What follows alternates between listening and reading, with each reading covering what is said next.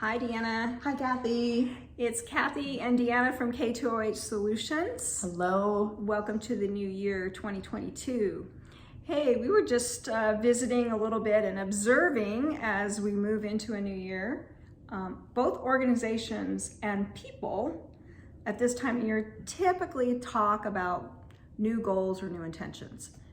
Let's kind of think about what's the difference between what people and what organizations might be thinking when they enter a new year, a new cycle. Good idea, because exploring that concept of what does that really look like personally and in the organization when it comes to the use of the term goal and the use of the term intention. Because as we were talking with a group that we're involved in yesterday, I decided to say, you know what, guys, I've given up the word goal when it comes to myself and replaced it with intentions, because the things that were important to me and how I wanted to approach this year were more intention based and less goal. I guess for me, I always looked at goals as kind of a milestone that's being hit within a company or something really achievement driven in my mind. And that's just me, but yeah. And as organizations move into the new year, it's really important to recognize when you talk about organizational culture or company culture, that's formed by all the individuals that come together every day. So the individual values create constructs of organizational values and ultimately intentions.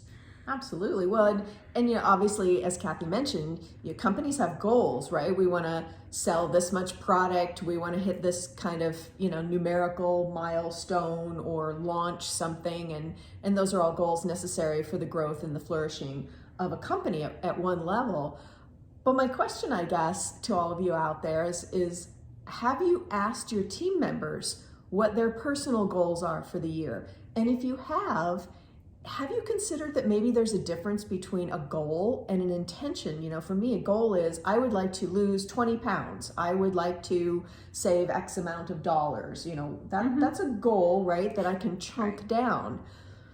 What if there's another piece to that is really the crucial part, and that is the forming of intentions on who we want to be? Right. Who does the employee want to develop into over the course of your business cycle?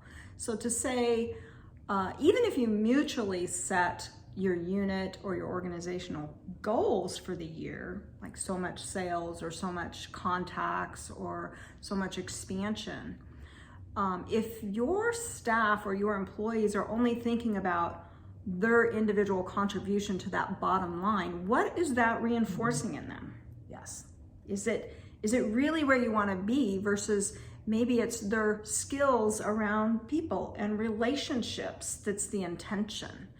So, thinking about that, how might this conversation have impacted maybe people in the Great Resignation era?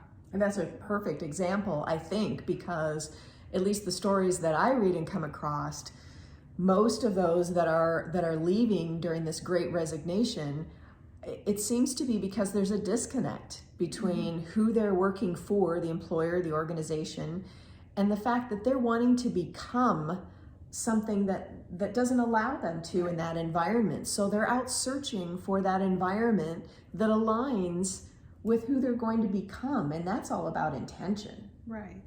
So maybe it's a different conversation. While you can't discount or say goals don't matter anymore or objectives don't matter, maybe the conversation is different in terms of when you're talking with your employees. What is their intention? What is the outcome of their developing and achieving and helping to contribute to that organizational goal? Absolutely. And is there a way as an organization or as a supervisor, as a leader, that you can help them in that, you can support that, because now you've really developed a nice integration that's effective, where the company gains and the worker gains as well. So yeah, great. Something to consider in your conversations and your thoughts, goals and intentions. Yeah. Take care. Have a good one. Thanks.